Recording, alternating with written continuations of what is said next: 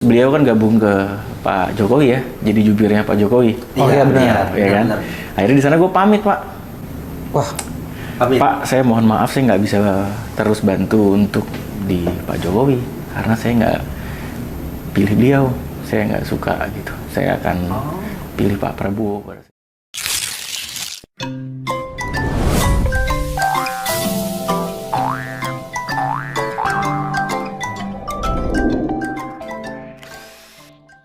Selamat datang di Info Ampat. Kertasnya satu, infonya empat. Yes. Podcast. Nah, perkenalkan gue Rehan Jatmo. Ya, gua Ramadan Fikri. Dan kami akan bawakan podcast politik yang penuh dengan diksi-diksi, penuh dengan kocakan. Wus, kita udah berani kocak beban. Jangan beban kocak dong. Ya, cuman yang jelas nih Ram, yang jelas podcast kita penuh dengan info A4. Info 4, bukan info A1 ya. Biasanya Ya, orang bukan. info A1 nih. Ngapain itu? Ngapain kita nggak berani info A1? Nggak berani kita. Bukan siapa-siapa juga ya. Iya, bukan siapa-siapa juga. Kita gosip-gosip aja di bawah ini. Itu mah bocor harus lah. Itu mah kita mau info 4 aja, yang tipis-tipis. Iya, nggak ada tuh kayak ya menurut informan saya nggak ada. Nggak ada. Menurut orang dalam saya apa itu orang dalam? Kita yang gosip-gosip aja. Nah, apa sih itu info 4? Nah, ini akan gua tunjukin nih. Wah, ada apa Jadi nih? Ini, Ram. Ini info 4 nih. Info 4. Apa? Gua dapat dari Liputan 6. Media. Google. Info 4 masih simpel aja, Google aja. Ada. Tapi berita ini cukup mencengangkan nih, Ram. Apa? Berita apa? Ada rumor. Katanya salah satu mantan gubernur Jakarta. Mantan gubernur Jakarta ada banyak. Ya, ini dong. Ini jujur aja kita. Pak Anies Baswedan itu katanya digadang-gadang menjadi calon pengganti Pak Jokowi di PDIP. Oh. Lu kebayang nggak, Ram? Karena Pak Jokowi kemarin habis dipecat PDIP. Iya, Jadi benar. butuh sosok pengganti. Iya, butuh sosok pengganti. Emang anaknya Bu Mega kurang kuat tokohnya ya? Kayaknya itu nggak usah dipertanyakan. Aduh. Enggak lah, kalau menurut gua mah Pak Anies nggak cocok lah kalau buat gantiin Pak Jokowi, udah beda banget lah. Kenapa tuh, Imam? Ya udah jelas orang Pak Jokowi kemarin ninggalin partai.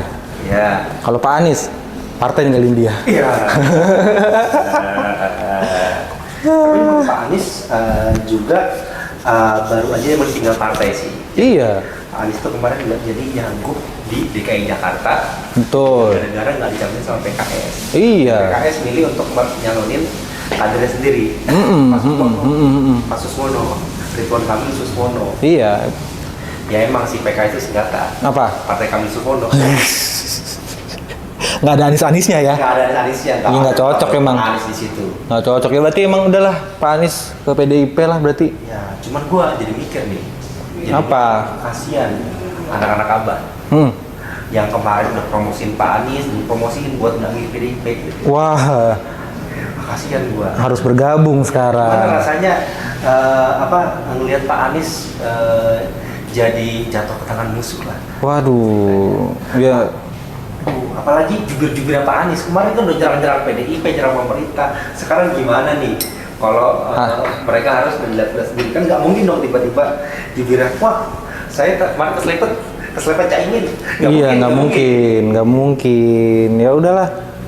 Emang? Gimana jubir-jubir ini? Iya, jubir ini ada nggak ya jubir? Pasti bingung ya jubir-jubirnya Pak Anies nih. Iya, pasti bingung. Isi Mas. Wah, Ini lapor Mas Wapres bukan di sini? Salah. Bukan? Hah? Salah sih Mas. Cuma Bukan? Mas yang kami butuhkan sih di sini. Oh gitu. Saya kira lapor Mas Wapres saya mau Lapor Mas buat Wapres. laporan soalnya. Buat apa tuh? Buat apa tuh Mas? Ya, ada yang masih cawe-cawe di hari gini soalnya. ya, aduh, lebih ngeri ini. Aduh, Mas info 4 aja please. Bang Usama Abdul Aziz. Siap, Silakan. Sama Abdul Aziz. Siap. Info 4. Bang, selamat 4 datang. A-nya banyak ya. A gitu. Iya. Iya. A-nya Anies bang. Oh iya nih kan. Anies. Ya kenapa Masuk hanya juga. 4? Karena Pak Anies butuh suara. Iya.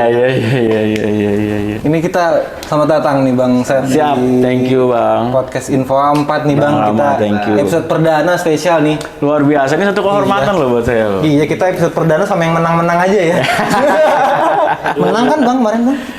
Yang mana nih? Gimana? Hah? Rasanya menang pilkada tapi bukan Pak Anies yang menang gimana? Bang? Jangan gitu lah. Gini, Gimana? kadang-kadang gini ya, rezeki wakil itu lebih gede daripada rezeki ketuanya orang. Oh iya. Contohnya apa? Wakil rakyat. Wakil rakyat kaya dong, yang Iya. wakil miskin. Wah, betul. Makanya masalah anak abah bilang kita kalah, enggak, kalian Iya. enggak kalah. Kalian tuh udah menang, tapi diwakilin Caimin. Iya. Iya. Rasanya sih emang sama sih, karena kita pernah menang kan pilkada kan. Betul. Sama. Cuman kali ini rasanya agak sedikit lebih dikit lah. Karena kita berhasil mengalahkan kemufakatan jahat yang dibuat oleh kubu sebelah. Ini jadi agak beda aja dikit gitu rasanya. Karena kalau menang doang kita udah pernah. Wah, jadi kemenangan yang bersejarah nih Bang Sam ya. Berarti lebih resep yang ini, kemenangan yang ini dibanding yang Bang Sam berarti udah Bukan masalah resep, agak beda aja rasanya. agak beda. Agak beda. Oke. Beda rasanya, Bang. Nah, kemarin kan Bang Sam kalah nih. Healing di mana, Bang? Healingnya kemana tuh kalah? Mana, Bang? Apa Kan mungkin biasanya- pengen merasakan kemenangan jadi healing ke Solo, Bang? Iya. Biasanya kita anak muda tuh kalau sakit hati healing. Iya. Bang. Healing lah. Karena gue udah berkeluarga, jadi healingnya sama keluarga. Karena itu tempat yang paling enak buat healing sebenarnya. Kumpul sama anak, sama istri. Nggak sama Itu Pak Anies, udah. Bang? Enggak. Karena gue juga nggak tahu Pak Anies healingnya kemana waktu itu. Iya ya. Iya. Iya. Nah, bagi yang belum tahu ya, Bang Sam ini atau Bang Usama Abdul Aziz ini itu merupakan salah satu jubir dari Pak Anies pas pilkada DKI. Pilpres Oke. di 2024. Pilpres 2024. Iya, ibaratnya dia tuh ini ya jenderalnya anak abah. Ampun, enggak lah. Iya. Kita cuman bantu-bantu aja, Pak.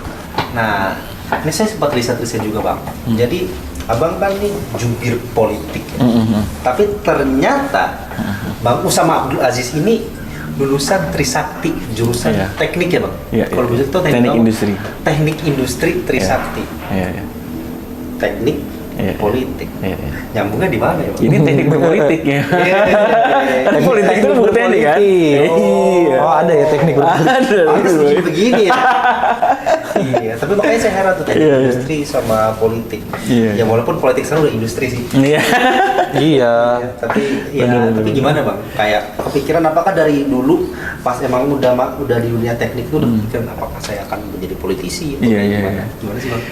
Iya, awalnya karena memang gue kan suka banget sama organisasi, suka sama kegiatan sosial. Dari SMP. Dari Mulai dari SMP. SMP tuh udah suka sama kegiatan sosial dan suka berorganisasi. Akhirnya ya terus gue konsisten tuh dari SMP, SMA, kuliah tuh ikut organisasi terus. Nah, akhirnya ya pas kuliah juga kebetulan nggak sengaja menang di pemilihan Presiden Mahasiswa Trisakti pada saat itu. Oh, Presma. Presma ya, Trisakti. Iya, Presma dan Trisakti. saat memilih jurusan gue itu sebenarnya dulu pengennya masuk jurusan politik. Loh, Pengennya masuk jurusan politik pada saat itu. Loh. Dan akhirnya setelah mikir-mikir, iya gue kalau misalnya jurusan politik pengen jadi politisi, pas gue lihat politisi hari ini nggak semua jurusan politik, Pak. Benar. Mereka macam-macam kan, backgroundnya kan. betul. Banyak kan udah dari ekonomi, dari Iya. hukum. Jadi masuk politik itu nggak harus lu punya background jurusan politik. Malah- Pilihan yang tepat. Iya, karena kita berdua ini jurusan politik. Oh gitu. Tapi nggak di politik sampai hari ini. Usia saya 30 tahun Mas. Politik gini aja Mas. Gitu. Iya. Jadi pas gue liat, dan itu juga dinasihatin sama orang tua juga sebenarnya, itu kepikiran, dan akhirnya oh iya bener juga ya udah. Akhirnya gue kayak perlu ada dunia lain yang memang di luar politik yang memang perlu gue sedikit kuasai, yaitu manajemen. Dan kayaknya kalau manajemen doang kurang asik nih, kayaknya Oke. lebih pas memang, dan ada merenung dan saran dari orang tua juga, akhirnya ya udah. Gue pengen teknik industri lah pada saat itu. Dan setelah dari teknik industri, selesai teknik industri, ya gue nggak masuk politik, Pak. Gue masuk ke dunia profesional. Jadi pada saat selesai skripsi, sambil nunggu magang, sambil nunggu wisuda, Ya. gue masuk ke waktu itu UKP 4 Apa tuh Bang? magang, unit kerja presiden bidang pengawasan dan pembangunan zaman PSBY itu. Oke. Magang di sana lah sampai 3 bulan 4 bulan di sana. Berarti magang-magang ini udah ada yang berhubungan sama pemerintahan juga. Karena memang pengennya di situ kan. Memang ngejarnya di situ ya. Ngejarnya di situ karena memang tertariknya di bidang itu. Di UKP 4 kebetulan keterima, terus akhirnya setelah itu gue masuk dunia profesional di salah satu perusahaan swasta bidang alat berat waktu itu. Oh, sesuai jurusan. Jurusan program MT lah, situ manajemen trainee. Terus di sana akhirnya ya ternyata gue bisa ngerasain hidup di luar kota waktu itu di Kalimantan sama di Papua. Gue ditaruh di Kalimantan sekitar setahun, di Papua ya beberapa waktu. Terus Udah gabung ke PM ke Jakarta. Siapa tahu Tapi ada tapi akhirnya gue bisa melihat. Emang waktu itu gue di Papua di kerjanya kebetulan dia subkontraktor untuk di Freeport pada saat itu. Freeport. Jadi bisa melihat dari dekat bagaimana kekayaan alam kita dikuras betul-betul Pak. Dan akhirnya itu juga membuka mata gue, dan juga gue juga melihat bagaimana alam Kalimantan yang indah itu juga ada dampak di sana, dan akhirnya itu menjadi konstan juga sampai hari ini. Dan akhirnya selesai di sana ya udah. Tapi memang itu fakta yang harus dihadapi oleh bangsa ini, karena itu juga salah satu kekayaan alam yang memang bisa dimanfaatkan untuk kesejahteraan masyarakat harusnya. Iya, harusnya. Bukan, kita kan nggak menyalahkan proses yang ada di sana, tapi kan memang harus sesuai aturan, dan kekayaan alamnya harus bisa dimanfaatkan oleh rakyat sebaik-baiknya. Barulah setelah itu, ya itu gue menjalani dunia keinsinyuran tuh. Akhirnya gue juga gabung ke lanjutkan untuk bisa jadi dapat profesi. Karena kalau sekarang aku sarjana teknik doang kan kalau lulus teknik. Iya benar. Terus lanjut untuk bisa dapat profesi sebagai insinyur. Harus sekolah lagi waktu itu. Akhirnya gue lanjut di UGM. Sama beberapa bulan buat ngambil titel insinyur, buat bisa berpraktek lah keinsinyuran. Setelah itu baru akhirnya, gue tuh tertarik sama Pak Anies kan udah lama. Dari semenjak SMA kelas 3 Pak. Kenal tahu beliau tuh SMA kelas 3. Bentar dulu nih. SMA kelas 3 tahun berapa? Tebak. Itu kan menentukan usia gue nih. Ini gue pengen sebagai evaluasi nih. Gue nggak tebak. Kira-kira kalau tampilan kayak begini berapa kira-kira? SMA kelas 3-nya ya? Iya. Gue tebak dia kayaknya. Angkatan berarti kan angkatan kuliah tuh. Angkatan kuliah. Iya kan? Kan SMA berarti kuliah. Iya. 2009. Iya. Lah, emang udah 2007 Pak. 2007 malah. 2007. Oke. Gua 2007. Pak Anies berarti waktu itu sebagai dia apa? baru balik dari Amerika, lagi mau jadi rektor. Madinah. Indonesia Mengajar kalau nggak salah. Lagi merintis Indonesia Mengajar. Oh, lu udah ngikutin Pak Anies tuh dari sana udah belum ngikutin, baru tahu pertama kali aja. Tahu pertama kali. Setelah ikut satu acara leadership training gitu buat anak-anak SMA dari kelas 3, terus dia jadi pengisi materi. Nah, dari sana gue ngeliat, wah ini orang keren banget. Semua materi-materi yang dia sampaikan tuh masuk banget gitu. Baru dari sana akhirnya gue ngikutin dia lewat blog. Waktu itu dia nulis blog anisbaswedan.blogspot.id waktu dulu tuh. Terus gue ngikutin, baca tuh tulisan-tulisan dia segala macem, dan akhirnya gue makin terinspirasi dan makin pengen banget gitu masuk politik akhirnya buat peduli sama bangsa ini gitu. Dan akhirnya udah, setiap ada masa gue kuliah, setiap ada seminar dia gue kejar Pak. Gue datang. Jadi kayak gitu kan. Ini anak abah sebelum anak abah ini. Iya, fanatik ya. Fanatik. Iya, fanatik bisa dibilang. Iya, mungkin bukan orangnya sama pikirannya memang. Iya. Akhirnya ya berdamai sama orangnya juga. Tapi akhirnya di sana gue ikutin setiap ada datang seminar segala macam. Pikirannya tuh luar biasa, pas banget sama yang gue inginkan gitu, sama yang memang harus kita lakukan juga. Karena dia selalu menginspirasi, dia selalu ngajak Pak. Dia selalu ngajak orang untuk ikutan memiliki masalah di bangsa ini. Dan itu akhirnya menjadi dasar gue untuk melakukan kegiatan-kegiatan sosial pada saat dari SMA sampai dengan kuliah sampai seterusnya tuh karena itu. Dan yang paling asik dari dia tuh Pak, waktu itu dia tuh ngomong, dan dunia politik itu harusnya dalam masuk politik itu lu harus pernah bergerak di bidang sosial Pak. Iya benar. Lu jangan pernah masuk politik tanpa lu nggak ngerti dunia sosial Pak. Karena politik itu dasarnya adalah sosial. Iya benar. Iya kan? Makanya fakultas lu jurus namanya ilmu sosial, ilmu politik. Karena dasarnya politik itu sosial.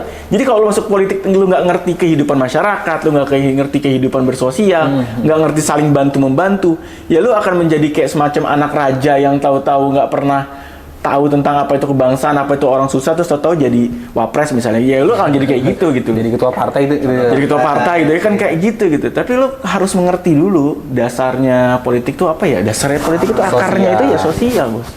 Karena satu dunia politik lu harus membantu orang-orang yang harus punya jiwa sosial yang tinggi, Bos. Oke. Iya. Makanya dari situ lo bisa ngomongin legacy, lo bisa ngomongin public policy. Tapi gue menarik yang ini bang, ketika lu 2007 itu mulai ngefans sama Pak Anies ya, emang tokoh-tokoh politik lain lu nggak melihat sebagai sesuatu yang inspiratif juga atau? Iya. Waktu itu? Gue waktu itu selain Pak Anies, gue Ada siapa lagi, suka Bang? sama ini Pak, SBY. SBY. Justru Pak SBY. Kenapa? Justru di saat lingkungan gue melihat SBY itu pada saat itu mengkritik ya. Tapi setelah gue tuh ngelihat SBY dari sisi yang berbeda. Tiba-tiba muncul SBY yang kelihatannya tenang, terus public speakingnya bagus, terus juga bahasa Inggrisnya bagus, gitu kan. Iya. Gue juga ngerasa pas zaman Pak SBY itu dulu gue kayak take it for granted, tau gak sih Pak? Iya. Karena kalau kita pikir-pikir ya, presiden yang emang punya willingness buat freedom of speech, kan gue komika nih Pak. Iya. Komika itu kan sangat bergantung sama freedom of speech, Yes. itu Pak SBY. Iya. Sumpah waktu gue pernah inget banget satu masa di mana gue lihat koran ada foto Pak SBY, Sapi, kerbau. Ada tulisan SBY. Iya, Si Buya. Iya, si Buya. Aduh. Dan Pak SBY santai-santai aja kayak ya udah. Bukannya malah yang kesel. Iya. Pak SBY mah santai-santai aja. Di situ tuh dulu gue mikir kayak itu kayak biasa aja. Iya. Terus setelah gue semakin ke situ gue pikir, nah ini precious moment nih. Karena nggak semua orang itu santai buat dikritik. Itu sih yang gue juga. Ya, apalagi dengan latar belakang militernya Iya, SBY. itu juga langka tuh. Iya. Betul. Jadi memang tokoh politik pada saat itu jarang yang mungkin bisa kita tertarik karena lebih banyak kan masa lalu ya. Yang Iya. kita lihat Betul. ya, bagaimana Natsir, Hatta, Natsir. itu yang jadi inspirasi juga, Gus Salim kayak gitu-gitu. Nah, ini kan lu tadi dari ini ya, industri alat berat ya. Gimana sih transisi lu dari industri alat berat ke industri omongan berat? Iya. Jadi waktu itu gue akhirnya karena ngefans gitu ngikutin beliau, terus gue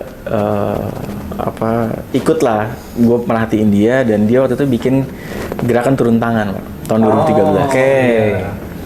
Dari sana gue menyatakan diri gue pengen bantu untuk bisa ikut terlibat sebagai relawan di turun tangan. Itu 2013 tuh. Nah, 2013 bertepatan dengan beliau ikut konvensi Demokrat. Konvensi Waktu Partai itu. Demokrat. Konvensi Partai Demokrat. Ya. Nah, akhirnya di sana gue pengen bantuin dan kebetulan pada saat yang bantuin udah oke, ternyata gue tugaskan ke Kalimantan kan. Baru masuk tuh 2013 tuh baru kerja. Ditugaskan ke Kalimantan dan akhirnya ternyata, waduh Pak, sorry ini saya nggak bisa bantu karena saya harus ditugaskan ke Kalimantan. Loh bagus, kita belum punya turun tangan Kalimantan. Waduh, berat juga nih Pak, harus bikin gerakan. Iya. Yang gue sendiri belum pernah ke Kalimantan, nggak punya temen, Iya. teman kantor juga ya jarang yang muda gitu. Iya, profesional juga. Profesional bukan ya? juga gitu, nggak ada yang Iya. temen politik gitu kan. Di challenge sama Pak Di-challenge, Anies. gimana caranya? Akhirnya udah. Ibaratnya babat hutan lah ya. Babat hutan Pak itu Pak. Literal babat hutan.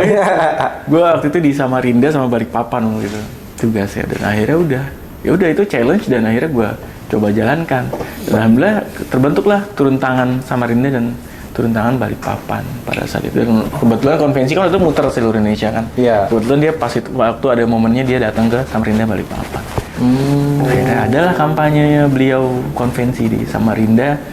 Ya lumayan ramai Pak, relawan RP0. Iya, itu tadi ya gerakan yang sosial tadi ya. Oh iya. Gitu ya, bergeraknya memang dari sosial semua Betul. tuh. Kita waktu itu inisiasinya warung kejujuran. Kita bikin teman-teman Samarinda tuh bikin warung kejujuran pada saat itu. Karena kita melihat hal terpenting di anak muda itu integritas. Iya. Gitu. Jadi akhirnya dari sana transisi, dia bikin konvensi dan konvensi selesai. Terus beliau kan gabung ke Pak Jokowi ya, jadi jubirnya Pak Jokowi. Oh iya benar. Ya kan? benar. Akhirnya di sana gue pamit Pak. Wah, Amin. Pak, saya mohon maaf saya nggak bisa terus bantu untuk di Pak Jokowi karena saya nggak pilih beliau, saya nggak suka gitu. Saya akan pilih Pak Prabowo pada saat itu. 2014. 2014. Oh, 2014. oke. Dan akhirnya ya udah dan dia sangat menghargai. Oh iya, nggak apa-apa Sam, bagus. Pokoknya apa yang Sami rasa sesuai dengan idealisme Sami, jalankan. Ya udah. oke. Jadi Lu pamit Pak. ya, ketika lu berbeda pandangan dengan Pak Anies Dia menghargai. Pak Anies ya Sans. Sans banget Pak. dan lu juga bukan orang yang kemana Pak Anies ada, lu akan ikut, itu nggak juga ya? Enggak, gue Punya pandangan pribadi juga. Betul. Gue berkuasa penuh atas diri gue sendiri, Pak. Nah, Berarti kita aman, Sam. Kemarin kita ngerosting Pak Anies kan? Iya. Aman kita. Jangan cari-cari. Dia orangnya demokratis banget kok. tapi kenapa tuh waktu 2014 kan Jokowi lagi oke-okenya bang, nggak kayak sekarang gitu maksudnya. Iya, maksudnya ya kalau Bagus kalau citranya, misalnya kayak- kita tahu, kita misalnya nanya ke abang kenapa abang nggak milih Jokowi tahun 2024, kita paham lah. Iya. Sama-sama paham lah, ada banyak hal yang membuat Pak Jokowi itu tidak disegani oleh anak muda di tahun 2024. Cuman kalau tahun 2014 tuh kampanye tuh jor-joran Jokowi anak muda. Iya. Kenapa abang udah bisa ngelihat sesuatu gitu? Iya. Penerangan. Gue merhatiin Pak Jokowi. Gue waktu itu pada saat di mahasiswa pernah ada forum yang memang beliau paparan tentang prestasi dia di Solo. Oke. Terus gue juga ngikutin tuh pergerakan dia, bagaimana dia menceritakan tentang mobil SMK, bagaimana dia paparan saat dia before after pasar dulu begini, sekarang zaman saya begini. Itu gue pelajarin detail. Menarik Pak orang ini, Pak Jokowi itu menarik. Karena memang pada saat itu jarang ada pemimpin daerah yang seperti itu. Tapi setelah gue dalami, kayaknya ini kosmetik Pak, bukan otentik. Kosmetik bukan otentik. Iya. Ya kalau Pak Anies ini kan orang tipikal yang otentik Pak. Dia tuh nggak mau yang terlalu di kosmetik gerakannya tuh. Dan akhirnya pas gue lihat ini nggak bagus nih. Dan gue melihat ya waktu itu Pak Prabowo ya lebih menyajikan dan lebih punya pemahaman yang dalam tentang kebangsaan dan tentang apa yang Indonesia butuhkan pada saat itu. Dan akhirnya gue pamit. Dan lingkungan gue pada saat itu sebagian besar memang lebih banyak ke Pak Jokowi. Kalau saat itu Pak Anies karena sebagai tugas aja atau juga ada merasa nih Jokowi nih gue nggak tahu. Tapi yang pasti di sana kan Pak Jokowi ya Pak Anies juga dekat sama Pak Jokowi kan. Dulu. Iya. dulu. Sekarang Dari zaman beliau rektor juga suka ngundang Pak Jokowi kan beberapa kali di Parmadina pada saat itu untuk sharing session gitulah. Dan akhirnya pada saat itu dia selesai jadi menteri. iya. Terus cerita kan, dia selesai jadi menteri terus di reshuffle ya pada saat itu. Di reshuffle terus kita dalam hati gue bilang, I told you bro.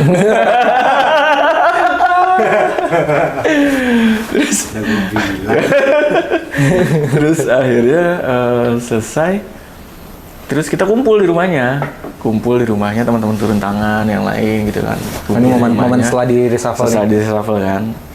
Kemudian di rumah terus gue waktu itu merhatikan memang ada pilkada pada saat itu kan, pilkada DKI. Terus akhirnya gue ngomong lah di sana sama dia, Pak majulah pilkada DKI, kayaknya Bapak pas nih, gue orang Betawi, gue ya kurang lebih tahu Betawi Pak, atau Jakarta, dan kayaknya Jakarta butuhnya sosok Pak Anies nih. Dan akhirnya gue sampaikan, terus dia bilang ya saya masih banyak utang sama keluarga, kemarin jadi menteri sibuk, saya harus bayar utang dulu sama keluarga, ntar kita pikirkan lagi lah. Ya Pak, pokoknya kalau Bapak Bapak maju, saya siap resign. Saya siap resign dari. Lo yang salah satu ngompor-ngomporin Pak Anies buat maju pada saat itu. Dan gue bilang gue siap resign Pak. Terus akhirnya gue padahal asal ngomong aja terus jeplak. Padahal waktu itu baru selesai nikah bro. Baru nikah. Terus jabatan juga baru naik di kantornya. Dulu gua nggak percaya anak abah itu tolol. Anak abah itu adalah bagi gua tuh sumber apa sih namanya? Oh, orang-orang yang debatnya pintar tuh anak abah lah. Tapi setelah ngeliat cerita lu enggak deh. Bener deh. Kok bisa sih? Akhirnya gue baru nikah terus gue nggak pikir panjang, kayak udahlah ini orang Jakarta tuh butuh Pak Anies. Terus akhirnya resign beneran ya waktu itu ya. Akhirnya begitu dia perjalanan gue di kantor tuh, kerjaan gue tiap hari ngeliatin ini Pak berita online. Update nih. Wah bener disebut-sebut. Wah benerin proses itu gue diikutin terus detail. Akhirnya bener sampai akhirnya beliau dicalonkan. Ya. Beliau dicalonkan. Ya, gitu ya. Last minute banget. Terus dicalonkan ya udah. Beberapa hari setelah dicalonkan baru datang telepon dari timnya. Sam, katanya mau resign. Yuk. Mamam deh tuh akhirnya. Akhirnya itu sama aja kayak komika lebih milih stand up daripada kerja gitu ya. Iya, aduh. Akhirnya kenapa Anda menyindir saya ya? Akhirnya udah, karena udah gue pengen walk the talk dan ini bagi gue perjuangan untuk menghasilkan pemimpin yang baik untuk Jakarta dan ini bagian sumbangsi gue untuk publik gitu, ya udah. Oke. Bismillah gue resign, gue Ya. sampaikan ke istri, pada saat itu baru beberapa bulan nikah gue Pak. Sampai ke istri, sampaikan ke keluarga, sampaikan ke mertua. Ya. Dan semua akhirnya ya udah. Semuanya setuju nggak? Ini dulu nih. Hah? Semuanya setuju. Semuanya setuju. Mereka, Wah. orang tua gue semua bilang, Sami yang paling tahu yang terbaik buat Sami dan keluarga Sami yang jalanin. Wah, itu Bismillah. dia tuh Terus satu kopi anak abah. penting itu. Anak abah semua itu. Aduh, jadi akhirnya gue meninggalkan penghasilan yang lumayan Pak waktu itu Pak untuk akhirnya berjuang di pilkada. Udah sebagai jubir Bang waktu itu bantunya? Belum. Belum apa?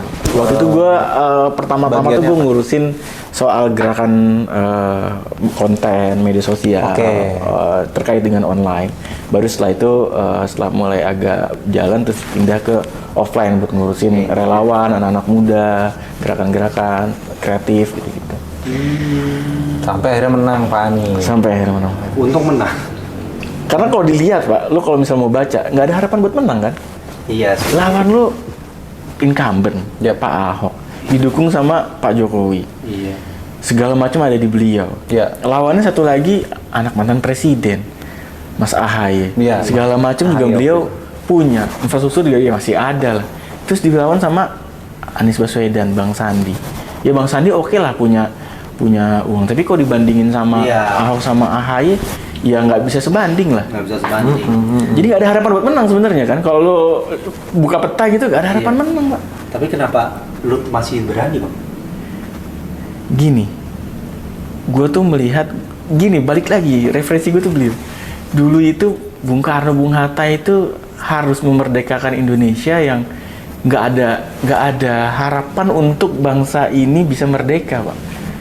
SDM-nya rendah, Belanda dan lain-lainnya Jepang masih ada kaki tangan di sana, dan lu punya segala syarat untuk pesimis.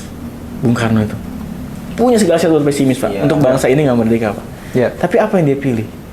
Dia pilih untuk memerdeka Pak. Dan anak muda pada saat itu Soekarno dan kawan-kawan untuk menculik itu kan dia orang-orang nggak optimis Pak. Nekat Harus kan? nekat. Dia nyulik itu kan nekat bos. Iya. Dan ini kan juga dalam rangka itu juga, dan gue merasa kalau misalnya gue nggak ambil tindakan besar, gue nggak ambil langkah besar yang ya nggak ada yang dipertaruhkan. Berarti itu pas Pak Anies menang tuh lu serasa kayak Soekarni, kayak Wilkanta. Kira-kira begitulah. Iya. Kira-kira gue merasa kayak Minus nyelek Pak Anies aja. minus gitu.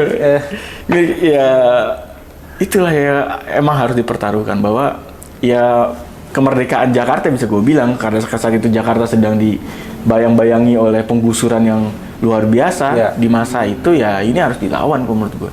Oke. Terus akhirnya sampai ke jubir. Jubir. Sampai akhirnya terus sampai Jubir. Nah, Terus sebelum jubir. kita ngulik apa sih namanya informasi gimana?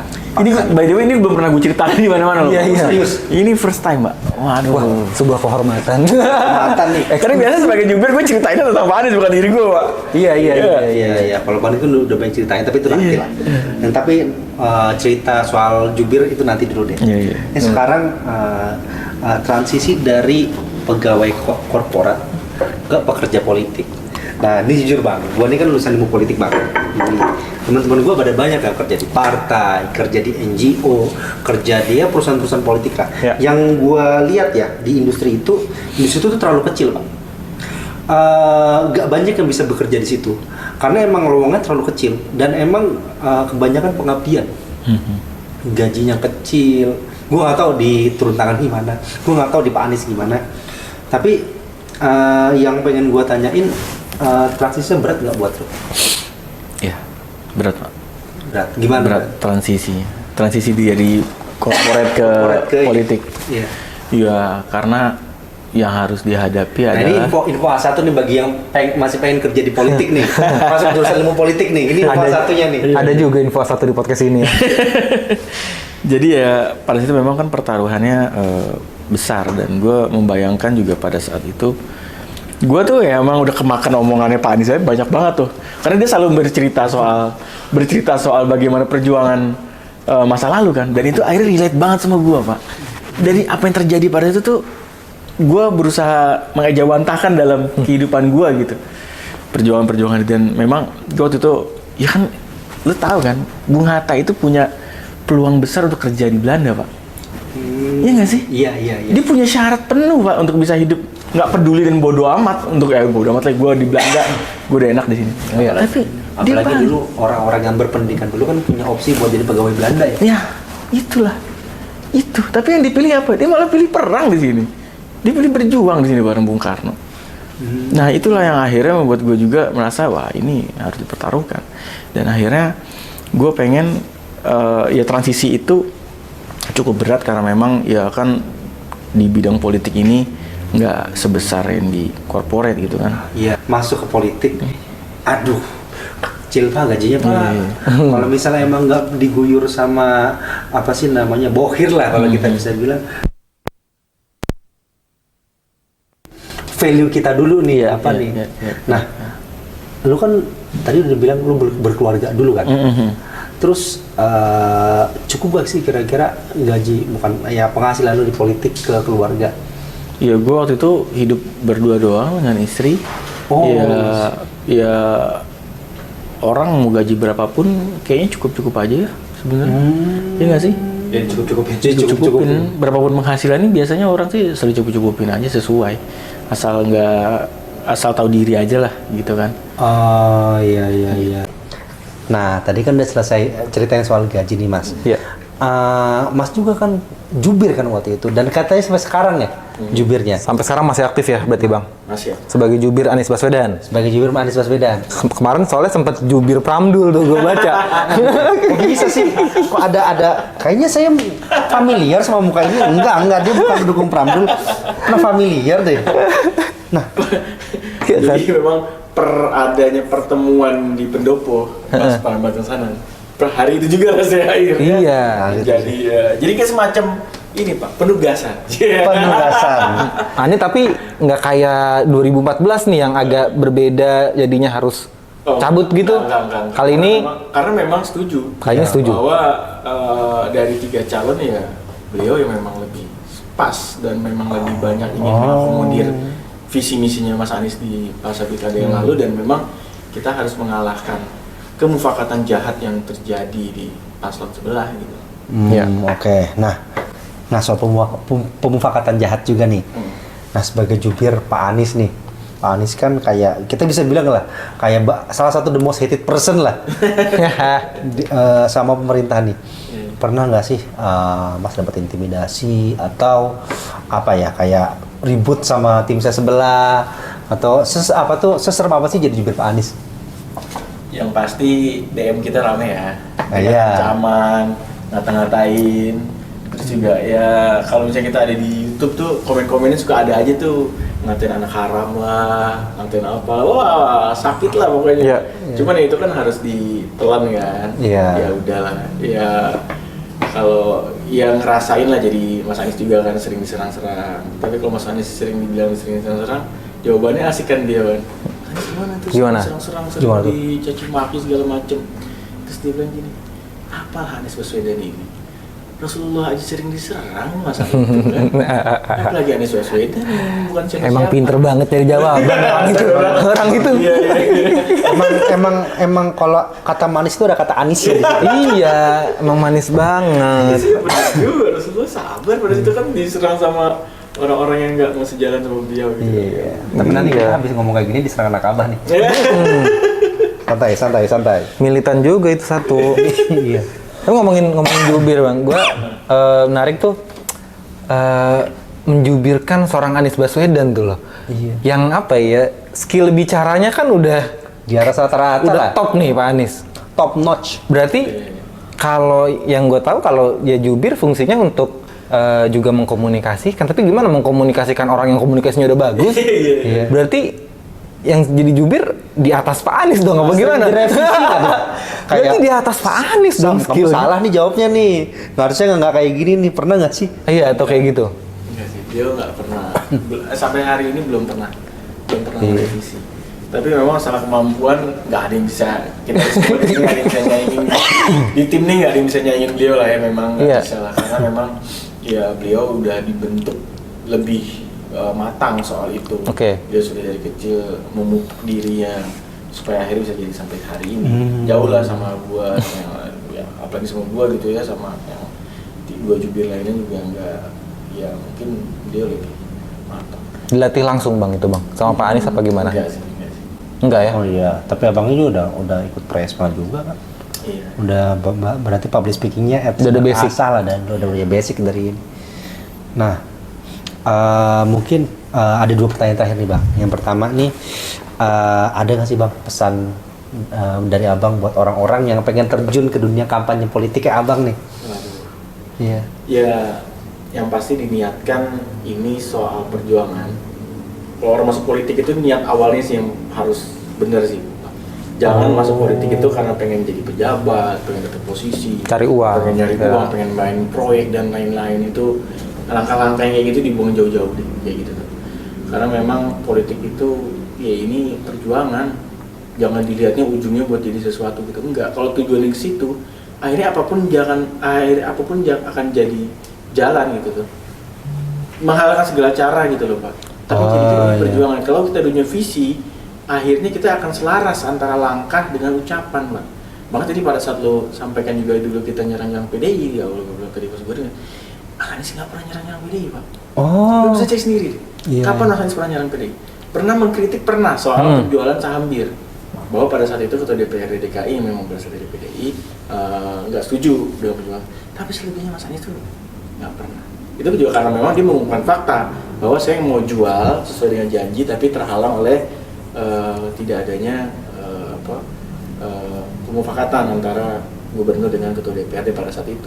Tapi selebihnya nggak pernah Pak. Coba lu cek deh. Mas ini nggak pernah. Karena apa? Karena kita merasa politik ini bukan hanya soal serang-serang.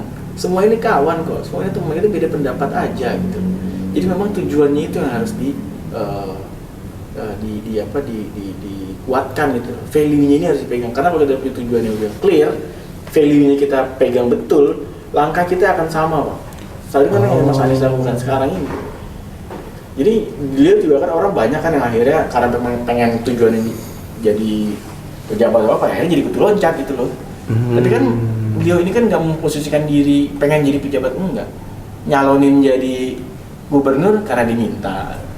Nyalonin jadi presiden juga karena dicalonkan. Gitu kan. Jadi dia nggak pernah tuh yang namanya bayar mahar untuk jadi gubernur atau dia ngelobi, enggak, cek sendiri aja. Karena apa? Karena dia punya value, dia punya visinya yang baik, orang melihat. Jadi kalau kitanya punya value, kita yang berkualitas, orang akan lihat kok. Selalu ada tempat untuk orang berkualitas di negara ini, gue sih gitu. Jadi ya jangan takut sebenarnya. Yang penting integritasnya dijaga, value-nya dijaga, visi lo yang clear, itu aja. Oh, oke. Yang lainnya akan ngikutin kok, tenang aja. Iya. Ya. Sama lo punya kualitas semua berkata. Nah, ini ada pertanyaan nih, terakhir, tapi ini bandel 2 pertanyaan, masih berkaitan. Siap.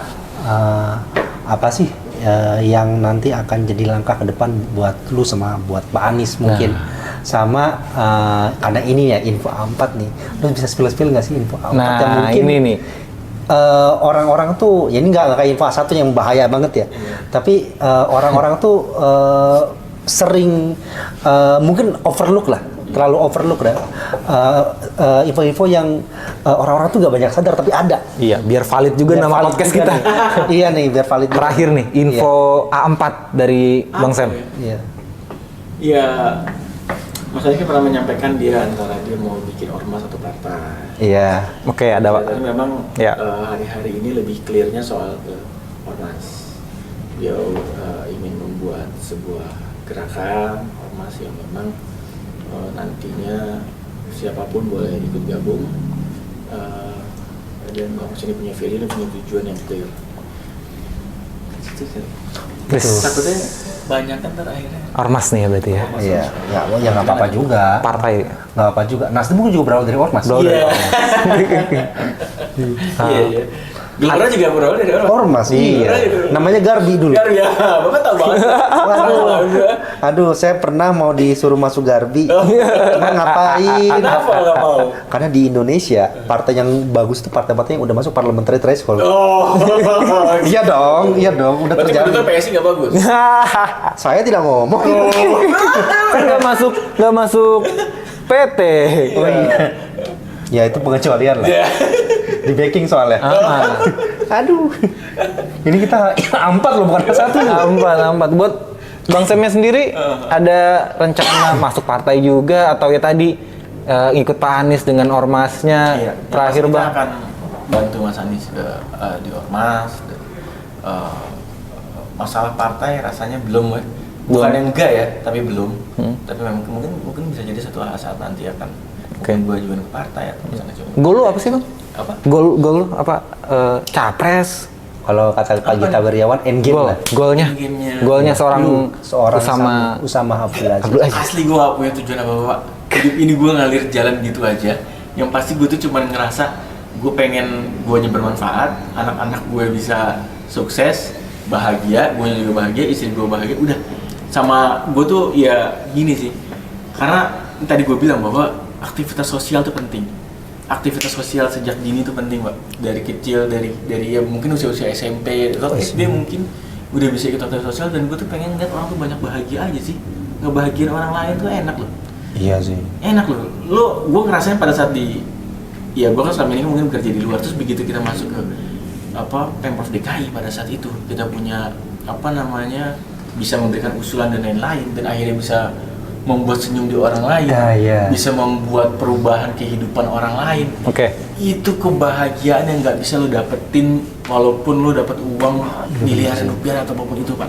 Itu priceless betul. Ya itu mungkin juga alasan kita kenapa kita jadi komika ya. Kita dengar Kenapa? orang ketawa tuh seneng banget. Senang banget. Pas Iya. pecah tuh kayak Energi. dunia tuh jadi milik kita tuh nggak sih? Betul. Lu ngerasain anak-anak lu, Mas Anies punya program bikin lapangan bola standar FIFA di 5 kota Madia. Lu begitu terjadi, dari mulai perencanaan sampai itu terjadi, setelah ngeliat anak-anak Jakarta bisa main standar FIFA, wah itu lu bisa ngeliat orang kagum ngeliat JIS yang lo juga ikut bantu di sana, itu priceless. Ya. Lu bisa ngeliat warga Kampung Bayam yang akhirnya melihat bangunannya jadi, dan prosesnya itu berjalan, itu priceless walaupun saat ini ya dicabut. Jadi lebih ke momen-momen itu yang lu cari ya, bukan jabatan spesifik atau apa. Oke. Semua itu akan mengikuti kok. Oke, jadi Pak Anies bakal gabung PDIP atau enggak? Nah, Bang, sebenarnya semua partai berpeluang. Semua partai berpeluang dong. Ya kan mungkin aja masuk PDIP, masuk Nasdem, masuk Golkar, semua bisa aja kan. Bisa aja. PSI? Bisa aja. Bisa juga. Kenapa enggak? Barangkali Kaisang mau mundur gitu kan, mau nanti kan. Oh, harus ketua nih. Kalau Pak Anies masuk harus ketua. Bisa jadi aja. Oke. Bisa jadi. Itu dia info A4-nya. Itu dia info A4-nya. Iya. Nanti cek ya. Nanti di mana tagline ya? Apa namanya? Tagline. Bukan buzzer. Description. Pak Anies pengen bikin partai. pengen bikin ormas, tapi nggak tahu nanti akan jadi partai apa enggak. Itu tunggu nanti. Undang kami launchingnya Mas. Thumbnailnya itu ya. Itu dia. Sampai jumpa. Anies mau bikin partai. Tanda tanya. Udah. Sampai jumpa. Info A4 selanjutnya. Dadah. Thank you Bang. Thank you bro. Masya Allah. Sukses. Info A4.